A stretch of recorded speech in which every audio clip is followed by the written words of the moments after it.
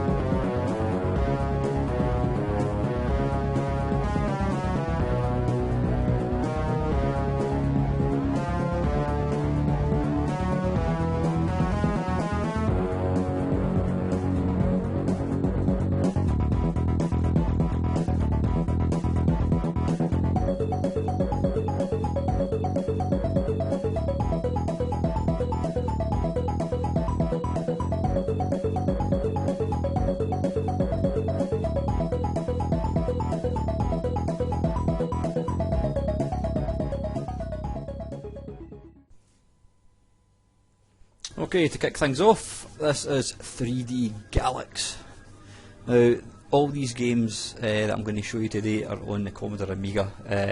You know, some of them, in fact a lot of them were released on Atari ST, but it's just too much hassle jumping between them, you know. So anyway, yep, 3D Galax. It's basically a 3D Galaxian. I remember seeing a review of this, I think it was in Ace magazine, and I thought it looked amazing. It was one of the first sort of games I ever saw for the 16-bit machines. Sadly, the game itself isn't that good. It's kind of more, I don't know, I mean, it's a tech demo. I mean, it's kind of let you see what 16 bits could actually do. Bear in mind, you know, going from an 8-bit to something like this, it did look quite impressive, but it's actually quite a dull game. I think these kind of games aren't 3D for a reason, you know. I think you're probably better off playing a little display at the bottom so you can actually see what you're trying to shoot.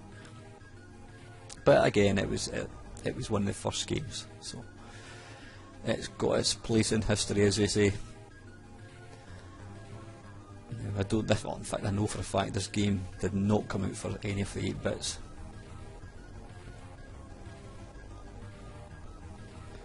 So that's 3D Galax. Moving on, this is Axel's Magic Hammer.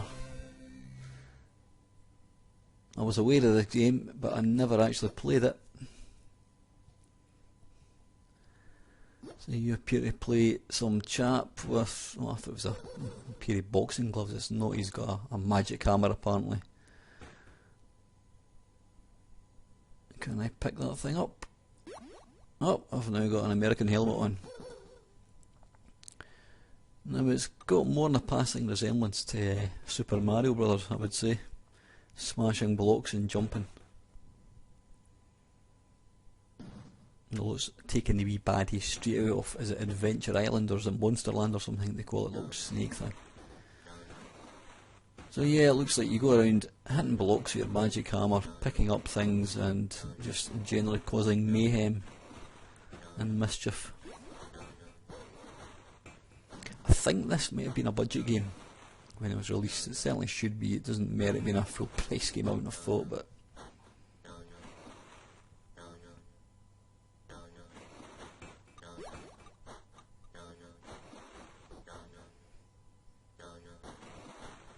all said and done, it's actually quite playable, so it's not all bad.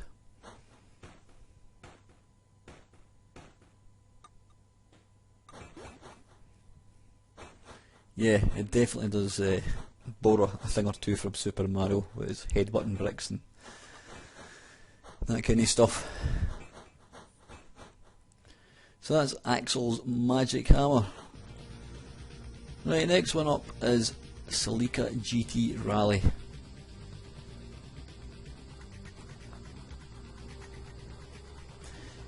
Now, in case you're wondering, the games that are in this video probably look more impressive in this video than you do if you're actually playing them, because the Amiga, for some strange reasons to do with the screen resolution, whatever it was, used to have these big, it used to have a really big border in the bottom of the screen, but because I've cropped it, you're getting full screen, so the games probably look slightly better in this video, I says, than they would actually when you're playing it. Right, anyway, back to this game. I remember seeing screenshots of this and it always looked super impressive. I'm sure there's different weathers you can drive through as well.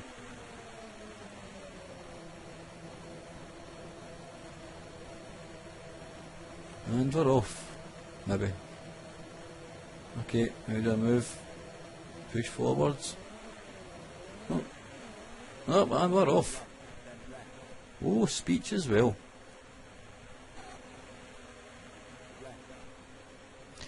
Yeah, it may not look very much now, but you know, bear in mind back in whenever it was, 1992 or something, this was pretty cutting edge. You know, only 2-3 years before this we were still playing Manic Miner, so something like this looked super impressive. Especially speech as well, and having the sort of steering wheel moving inside, plus some moving gauges as well. It was all very impressive. Like I said, I'm sure later on you get snow. I'm sure you see the windscreen wipers, or is that something else I'm thinking of? I can't remember exactly. But I've got to say, this actually plays not too bad considering. considering it's a very, very early sort of 3D type driving game.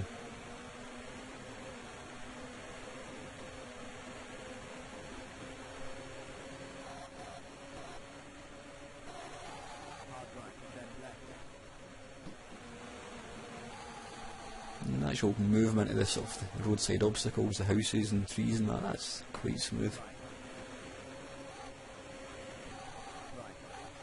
It's no Drive Club, I'll give you that, but you know, this was, without this bad boy we wouldn't have had Drive Club and your Forza Horizon, Turismo, whatever the hell it's called. So that's GT Celica GT Rally. This one, Dark Fusion, wasn't aware of this game, never heard it until now, that is.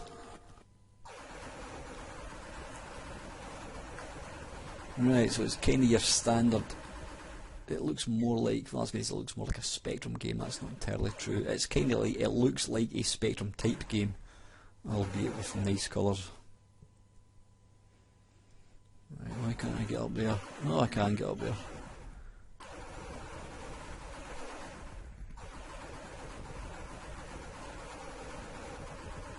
Yeah, I always thought this type of game was quite a lazy game. It was really just, it hadn't really moved on from 8-bit technology, you know, they just improved the graphics slightly, made them a wee bit more detailed, a bit more colour, but you know, when you spent £400 or £500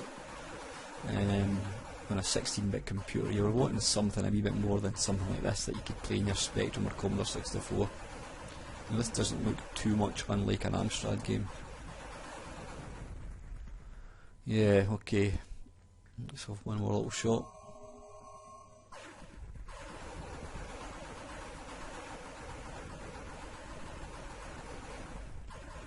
I can't seem to fire up to shoot that thing at the top.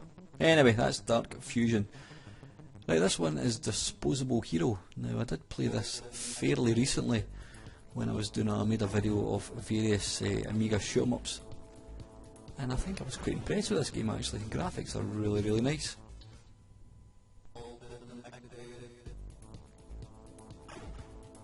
Some nice sort of reflection in the water down below.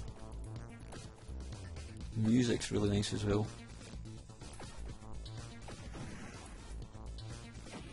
Strange thing is, I kind of remember the name of the game, but I don't remember actually playing it when I had an Amiga. And yet I'd have been all over this if I had had this, you know, back in whenever it was. I think this was quite an early game on the Amiga.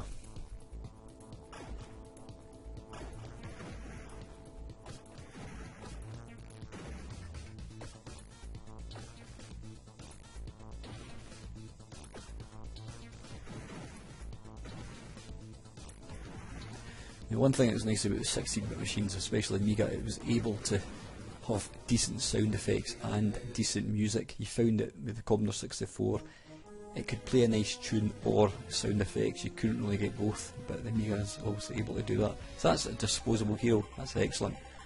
Now this game here, I could not play for the life of me. This game is called Federation of Free Traders. Now I can't actually go beyond this screen. I was pressing every button under the sun, mouse, joystick, couldn't get it going.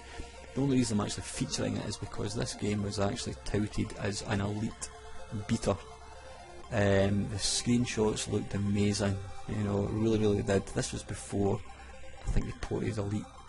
Well, in fact, I don't know if it was before or after they ported Elite, but it was basically touted as an elite beta. It looked absolutely astonishing.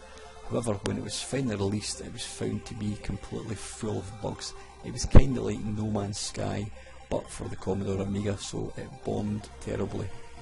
It was a shame because it looked the part, and it says a lot of people were very excited about it, but it turned out to be pish. So that's Federation of Free Traders. Talking of pish, this is Gary Lineker's Hot Shots. Yep, some really, really iffy looking strips on there. Let's see, Liverpool won the toss. Back in the 90s, there was a plethora of football games. Most of them were absolutely garbage. I mean, there was only one football game, but there was two football games I would say that were worthy of attention on the 16-bit machines, and that was Kick-Off and Sensible Soccer. Everything else was garbage, this included. It's just so sterile. It's kind of trying to use the not the graphics, trying to use the viewpoint of Sensible Soccer, but without the charm, the playability, atmosphere. Just garbage. But it says there was absolutely tons of football games released. And it says most of them were absolute waste of time. And Gary Lineker seemed to put his name to quite a lot of them for some strange reason. Now he promotes crisps, so go figure.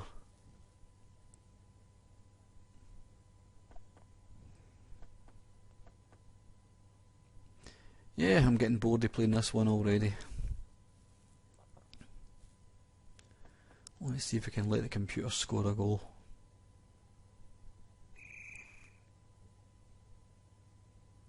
It looks like, yeah, anyway. Gary Lineker's hot shots I avoid at all costs. Talking of rubbish, this is Greg Norman's Ultimate Golf.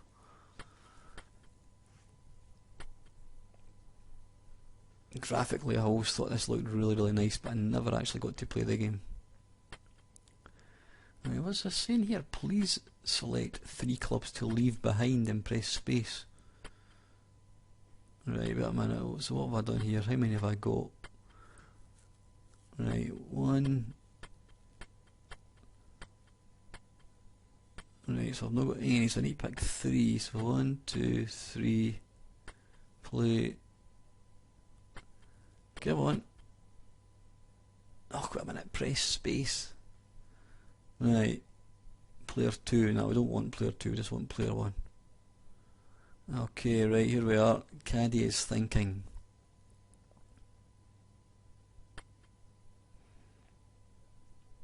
There was a few decent games on the 16-bit. There was, my favourite was called Soccer Micro Prose Golf, which kind of looked similar to this, but it had really nice 3D kind of graphics. Then there was PGA Golf, which was excellent. It didn't look as nice, but it was really super playable. That was a port of the Mega Drive, and that was by EA Games. But this looked really nice, but for the purpose of this, me playing it here, I could not figure out what I was supposed to be doing. Oh, hooked that a wee bit. But graphics aren't bad. It's amazing when you look at something like this compared to what you've got now. You've got something like, I don't know what it's called. Are they still called Tiger Woods Golf? I don't know. They've probably moved on from him. But yeah, quite staggering just how quickly they've actually moved on in graphics and that kind of stuff. So anyway, that is Greg Norman's Ultimate Golf. Right, this is Harlequin. Now I did play this back in the day, and it's actually a really nice game.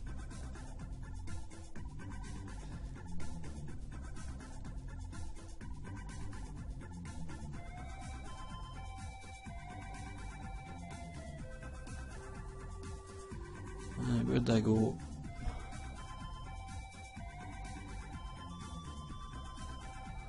Right, I must go up here, I think.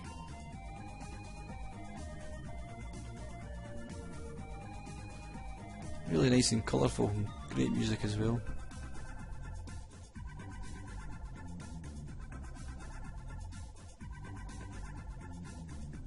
Some quite bizarre looking baddies.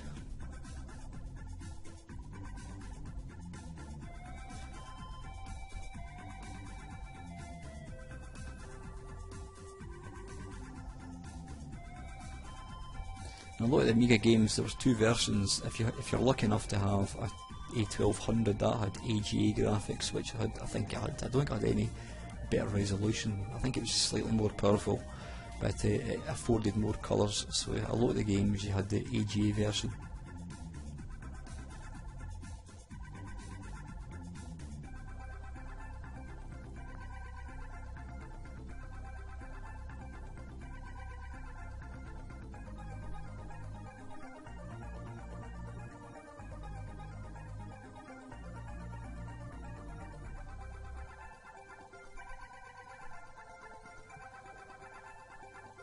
that some kind of switch? I'm not too sure. Come on, where's that platform gone?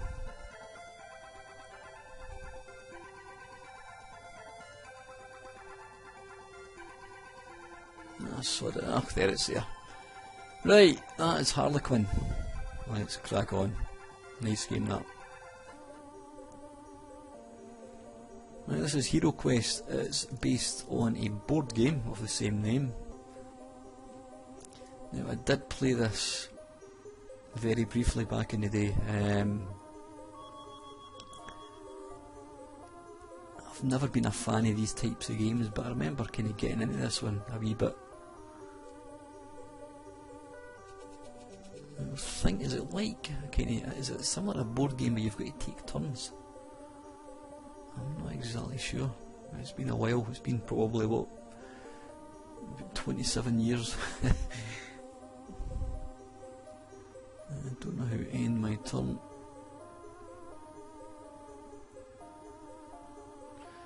There was various sequels to this and expansion packs you could get. Right, I'm really not sure how I skip my turn.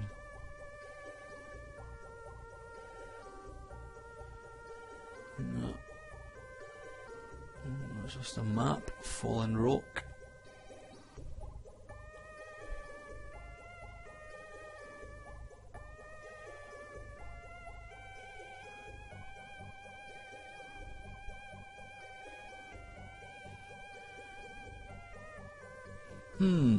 Anyway, listen, we'll leave it at that because I don't know exactly what I'm doing. That is Hero Quest. Now we're talking. This is Lotus Esprit Turbo Challenge.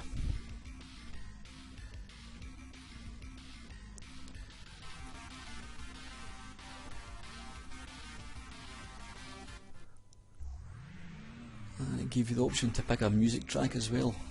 Nigel Mainsail. Obviously didn't have any license for F1 at the time. Now this game was uber impressive. It really was. Got to say, even now it's nice. I mean, what makes this game as impressive as it is the fact that it's sprite based. It's not like textures or anything like that at all. It's all sprite based, and it moves really, really smooth.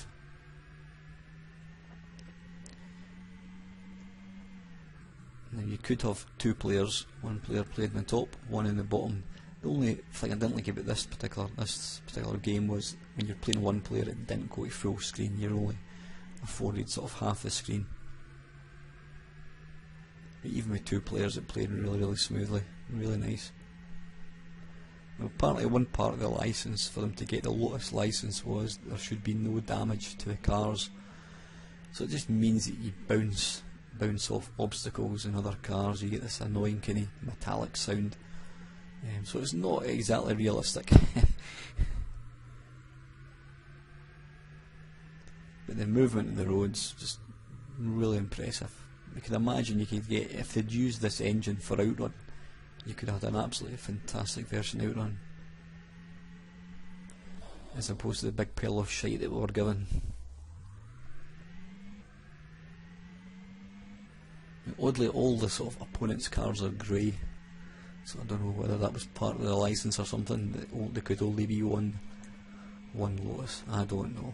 Anyway, that is the first one. That is Lotus Esprit. And as with any popular game, there's going to be a sequel. And what a sequel it was. This is Lotus Turbo Challenge 2. This has got some of the finest music that was ever really produced for the Amiga. You can see there's absolutely stacks and stacks of options. Now this one, rather than going for a plain sort of out-and-out racing, it went for different sort of courses. For some strange reason, there always seems to be one set in Scotland. It's always the Scottish Highlands.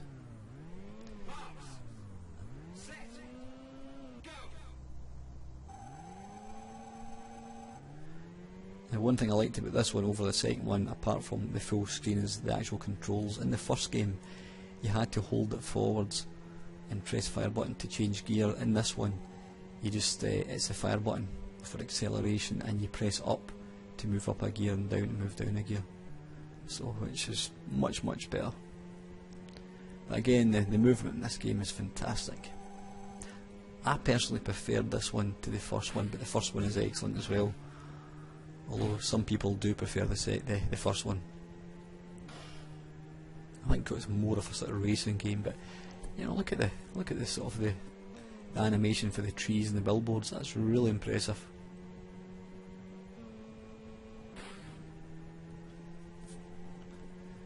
And you could also have music playing, but I always prefer sound effects in racing games.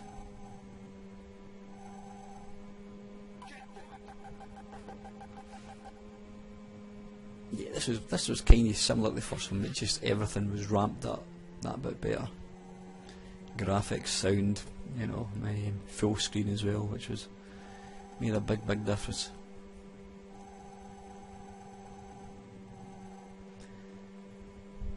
Well, unfortunately, it did keep the same lack of any damage. And you'll see here, hopefully. Well, I'm going to bang in another car, maybe not. Here you go, you get a little prying at it. If only real life was like that.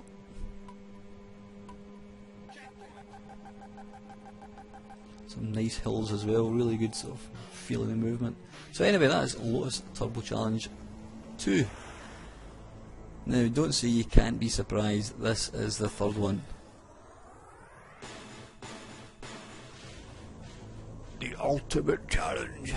Yep, Lotus 3 the Ultimate. You knew that was coming.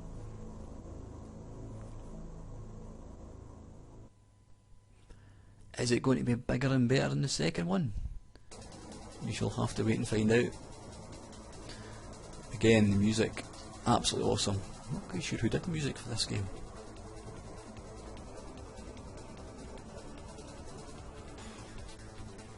Right, how do we start? Go on, let's get going. We don't want black screens. Right, start. You can see there again, it's got oodles and oodles of options. I could have probably edited the black screens out, but hey ho, doesn't matter. Right, so you can pick what car you've got. I'm not quite sure what choice the choice was. And again, you've got your choice of music.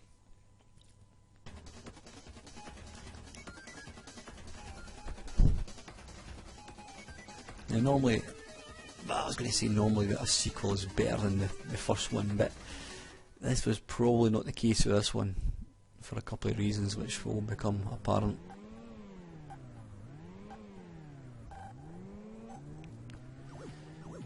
Yep, that checkered road, that's what they used to do when they couldn't get any feeling of movement in race games. They used to put checkered roads.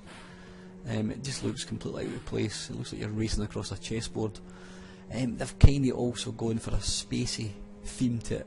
So rather than a realistic driving game like Turbo Zone, you go across certain squares and it makes you go quicker. They just, I wouldn't say they ruined the game, but it's certainly not better than the second or the first one. This is certainly the weakest one in my opinion. Also, the roads in this one are super wide, so there's kind of little skill to this game. Maybe in later levels it gets harder, I don't know, because I never played it that much. Again, technically really impressive, but I don't like the checkered roads. I really don't like that. You know, you've got the feeling of movement with the trees and that kind of stuff, so they could have just stuck with that and left the sort of little white lines, but obviously they've tried to change it slightly, make it in space. But for me, I think this is the weakest out of the three Lotus games.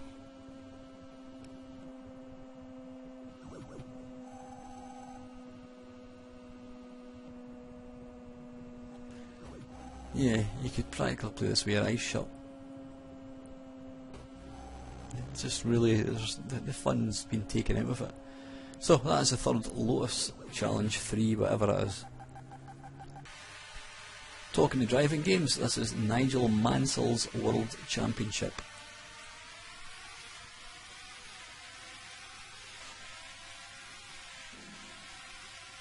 Now, I don't know when this came out. Was this before or after Lotus? I'm guessing this came out before, because The movement in this game is, whilst it's kind of passable, it's not a patch in the Lotus games.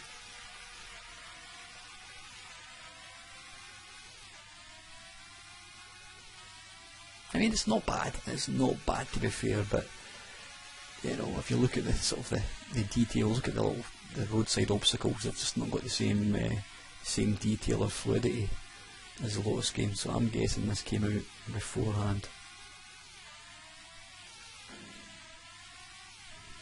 I think there was a sequel to this game actually.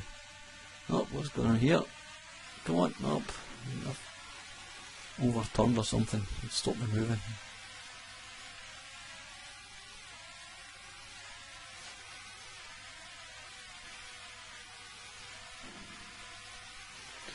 The cars almost feel too big for the track, so actually trying to overtake cars is pretty difficult. Tight bend, oh bollocks. Oh, stuck again.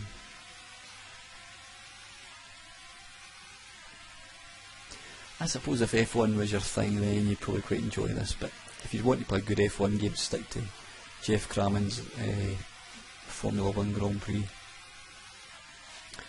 So yeah, that is Nigel Mansell's World Championship. Right, Premier Manager 2. Never played this game, didn't have any interest in it at all. The reason I featured it is because Premier Manager became a massive success. This is the second one we're looking at. I mean, I think it went up to something like, I don't know, 5 or 6, and it eventually got released in the PC. It was a massive selling game. I mean, I don't know what, is this still the game that people who want Football Manager games play? I don't know. But apparently it was two brothers, I think it was, that actually wrote the game. And the attention to detail apparently was staggering, but like I says, it wasn't something that I had an interest in at all. I stopped playing Football Manager games after the original Football Manager game released by Addictive Games. But yeah, this one had everything. You could change virtually everything, and it was a massive success. But I don't know if they still make these types of games. No idea. I'm sure there's some people still like to play these. So yeah, there's oodles and oodles of options. I've got absolutely no idea what I'm doing here.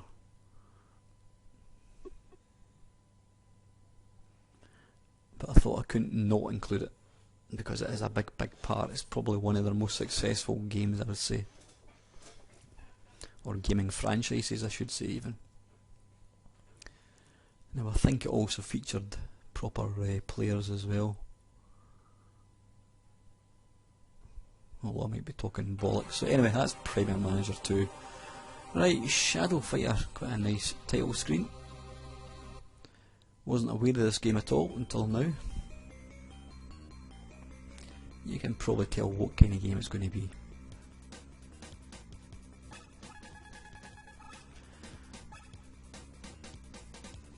Slam Dunk versus Facker, you dirty Facker.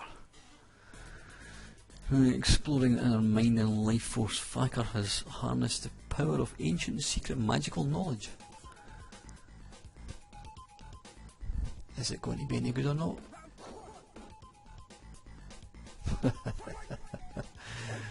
Right, okay.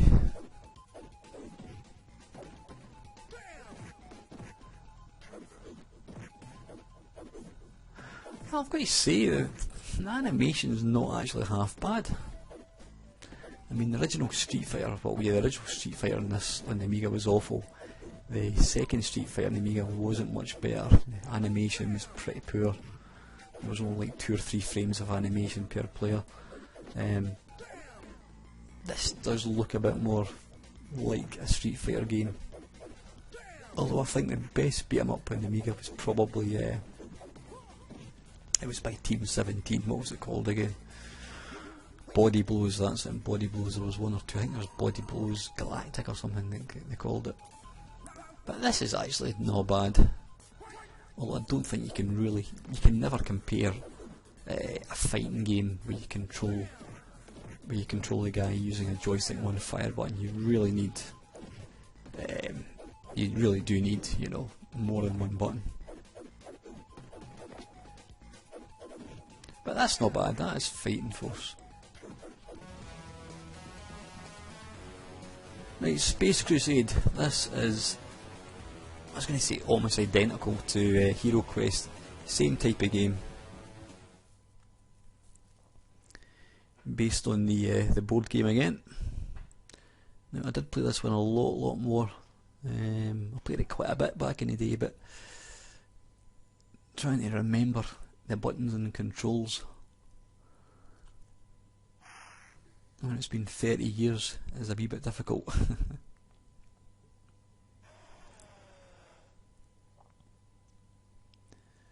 How do we move? Okay, right. Right, okay, so you need, what you need to do is click. Would you click on move first and then the person?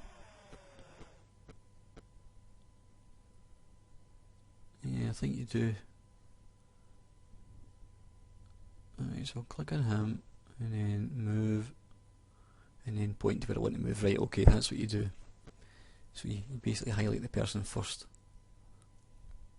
Yeah, but this game you're basically taking on, you're trying to invade a sort of alien colony or something. You can see there's a little map at the bottom. If you click on that button, is that to, what does that do? This one, that gives you a different perspective of the game, so you can sort of see sort of pseudo 3D.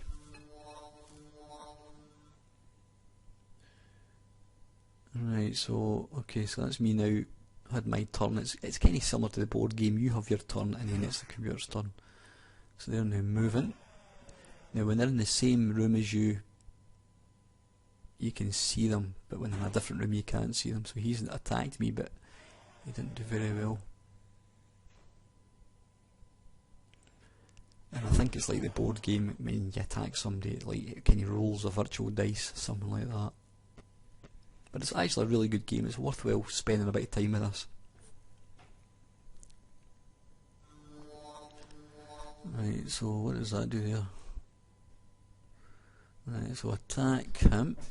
Okay, what's it going to do? Right, I appear to have shot right through him. I must have shot under his legs or something.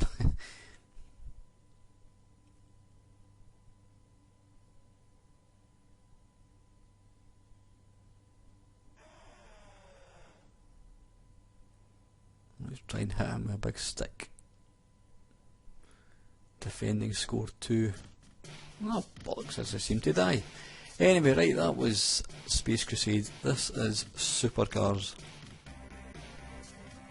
There's some really scary looking people on the title screen.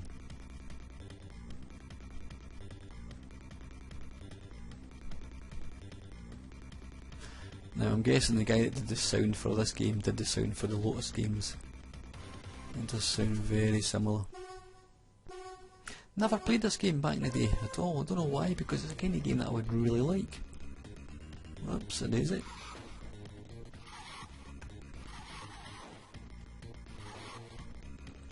I was thinking this one you've got weapons as well.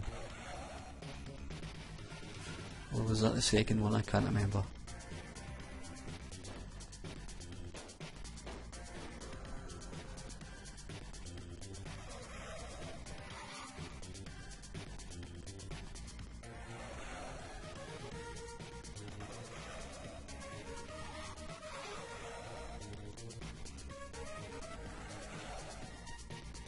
But it's very, very playable. Once you kind of get used to sort of the power sliding and kind of stuff.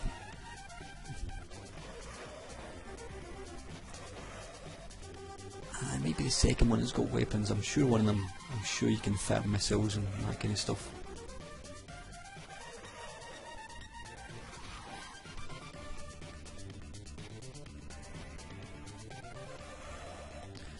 It's basically Lotus Turbo, except it's looking down rather than a sort of 3D.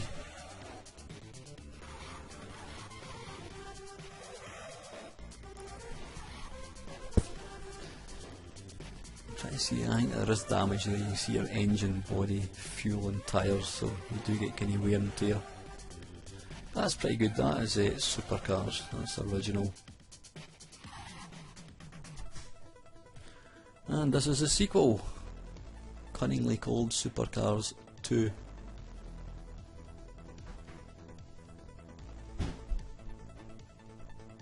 And it's got the scary people once again. Bagley Marsh, I think that's a made up location. Simple first course, enjoy the scenery. Kinda more of the same, graphics are a bit bigger, or a bit better I should say, and I think it looks like it's playing that wee bit smoother as well. And I've just got a single damage. Ah right, that is this one. I knew one of them had weapons. I don't know how you fire it enough, I don't know how you... Are you able to pick up weapons or something? I'm not too sure.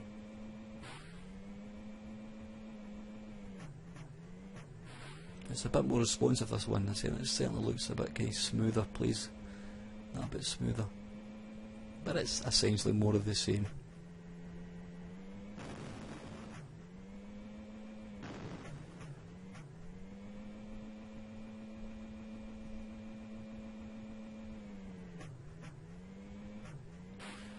As you can see, I am pish at it.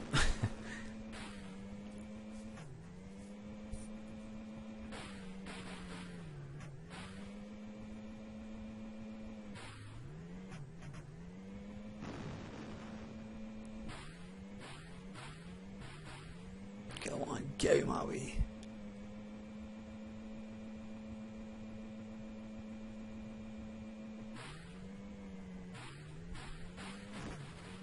Hey, that'll do it.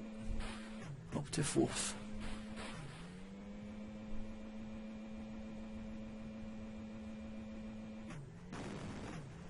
Ah, balls. Anyway, that is Supercars 2. That's quite a nice game. Like I said, if you like the first one, then this is more of the same, albeit slightly more variation and probably a wee bit smoother to play as well. Nice game. Okay, this is Switchblade. And this is quite a unique game. It uses a manga style graphic. It looks more like a game you would get on the SNES or the NES. Manga wasn't something that was really... It wasn't really something you saw on the sort of 8-bit computers. Certainly not in the sort of British ones. Or the Mega Drive, whatever, but... So the Mega Drive, that's a console. On the sort of home computers, you never really got any manga at all until this game came along.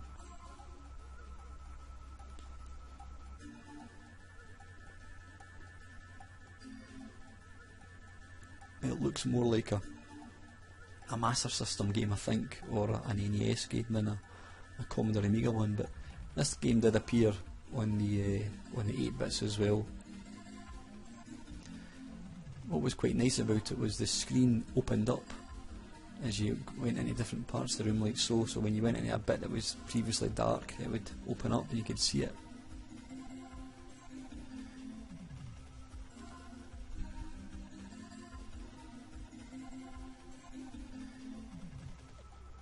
It's actually a really good game, this.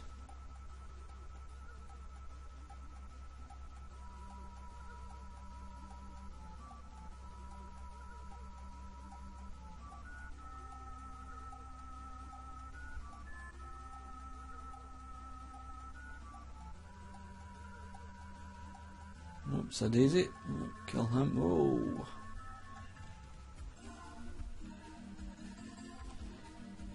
Kick to the balls.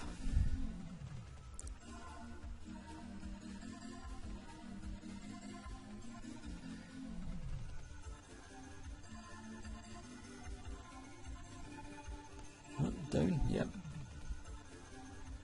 But yeah, it's a really nice, it's quite unique the way it just kind of, it hides the rooms until you actually go into them.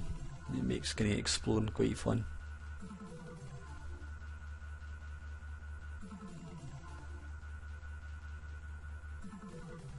That's a great wee game, that is Switchblade.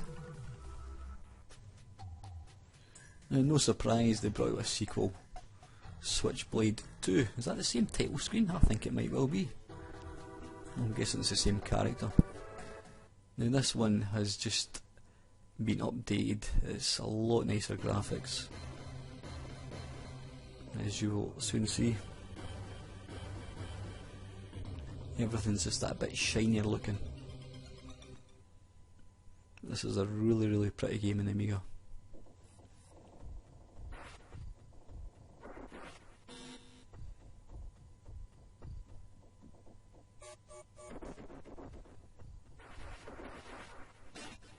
Yeah, I would say this is one of the most underrated Commodore Amiga games. There's probably a lot of people weren't aware of it.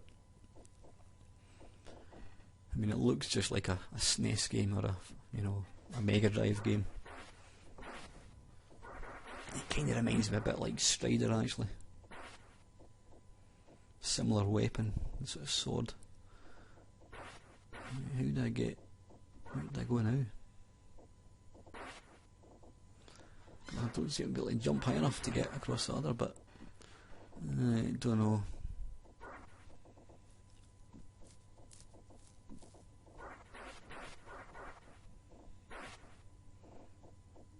Try pushing down and up, possibly. Can I climb that pole? Don't think so. Right, I'm getting stuck already.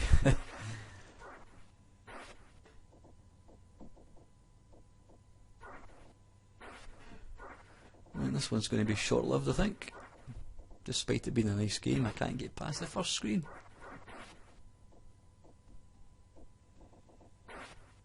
Come on. Push up then fire button. Hey, there we go. Right. Up on fire button. There we go. That's it. Normal service is resumed.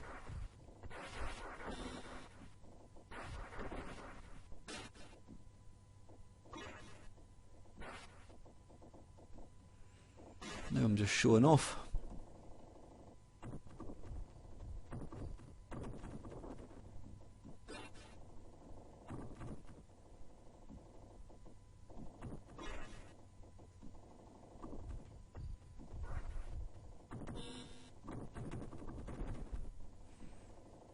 Yeah, this is super impressive. Really, really nice game.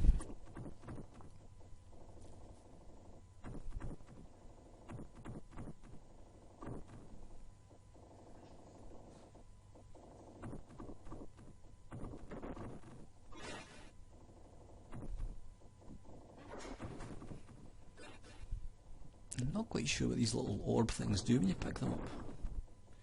Do they give you energy, possibly? I'm not quite sure. But really nice. Even the animation for the baddies is pretty good. Oh, managed to survive just.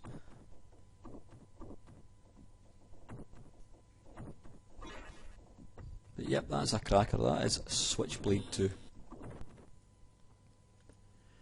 Right, this game, which apparently didn't, it's got sound, it had music at the start, but there doesn't appear to be any sound in the actual game. This is Utopia. Now again, it's similar to my Premier Manager look at, i.e. I couldn't actually figure out what I need to do.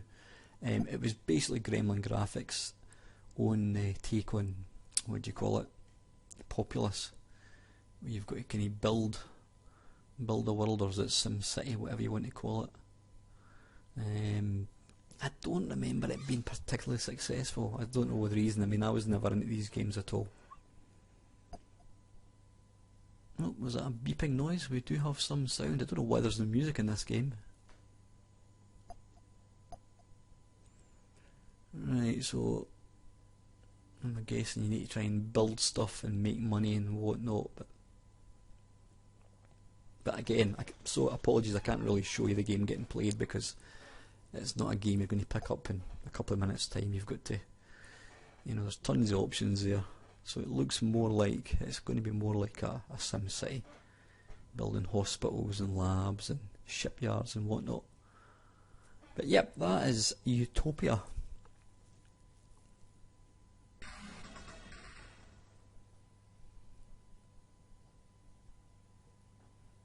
This is Venus the Flytrap.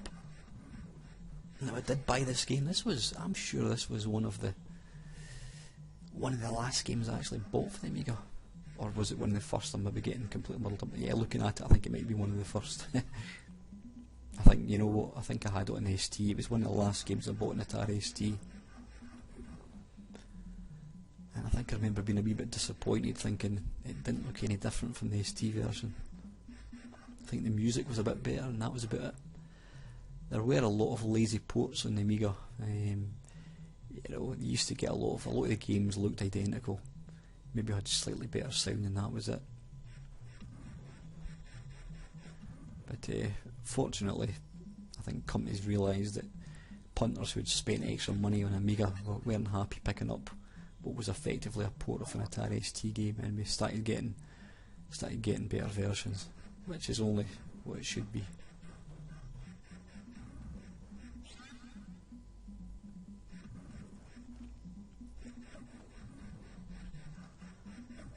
Now, I'm not quite sure how you pick these things up, these little silver balls, given that everything you kill drops on them. I'm assuming you have to...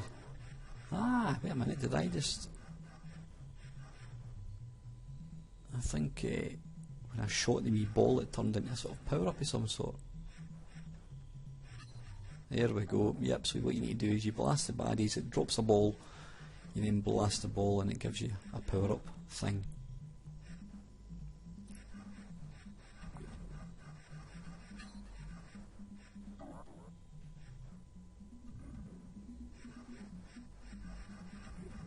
Man, it's not a bad little game, quite a simple game, but nice graphics.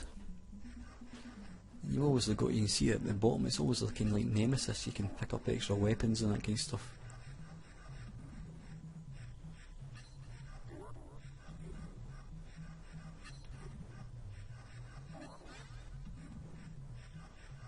So yeah, but that is Venus the Flytrap.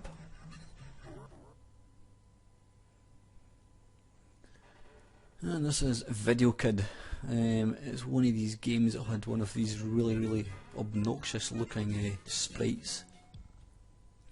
It was like these trolls that became quite popular in the 90s as well. They were horrible looking things. Now, I think I had this game, but I don't recall ever actually playing it.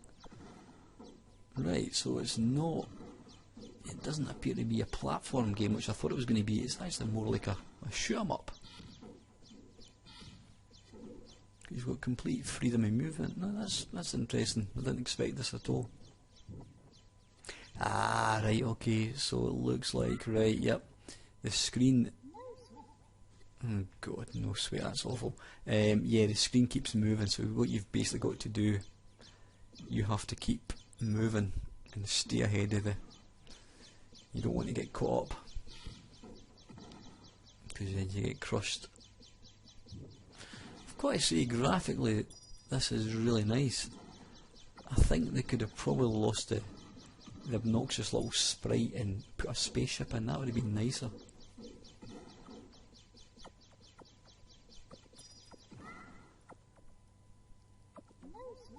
I mean, it was obviously, they obviously thought it was really uber cool for a sprite to say no sweat back in 1994, whenever it was made, but now it just looks quite cringeworthy.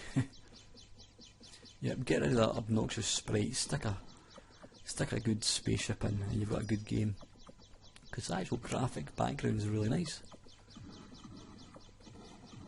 And it's actually not a bad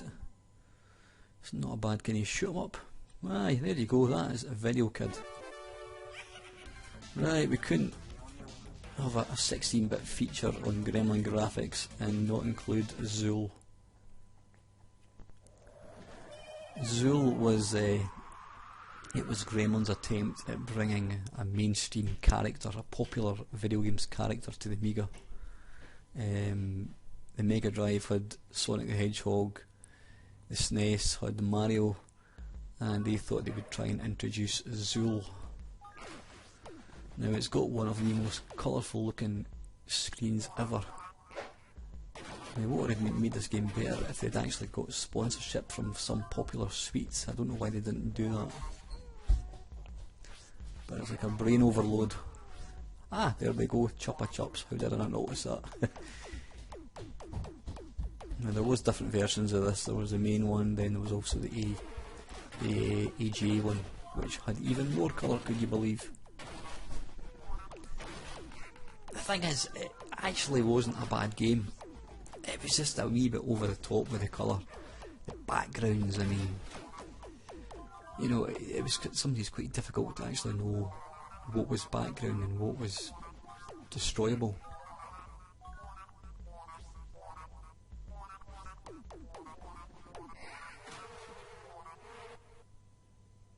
But this game was massive. It was really, really, really big. But sadly for Gremlin, Zool never quite got the love that they wanted him to have. You know, I think there was certainly a sequel to Zool. I don't know whether there was a third game, but I don't think he ever did. He get a port to any other machines? I don't think he ever got a port to the consoles. He maybe did. I don't know. But he certainly never enjoyed the fame that Sonic the Hedgehog or Mario got. It's not all about just getting a cute figure, it's about having a good game. And whilst there's nothing really wrong with this game, if you strip back all the fancy graphics, there's not a great deal there.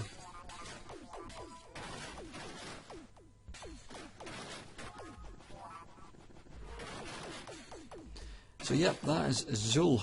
Let's take a look at the very, very last game.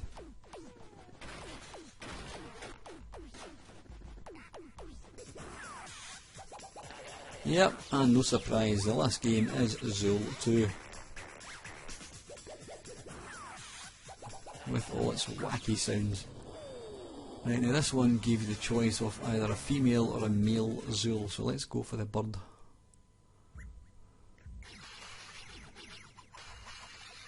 Now again, it actually looks like a kind of slightly higher resolution, possibly. I'm delighted to see that they've kind of toned back a wee bit on the backgrounds. Yeah, the backgrounds are still nice and colourful, but they've done away with all the sweets that they had in the first one. So at least you can kind of see what you're trying to do. I seem to be struggling big time to get up here. So again, you've got to pick up sweets and whatnot. So it was kind of more of the same. Maybe slightly more polished looking, but yeah.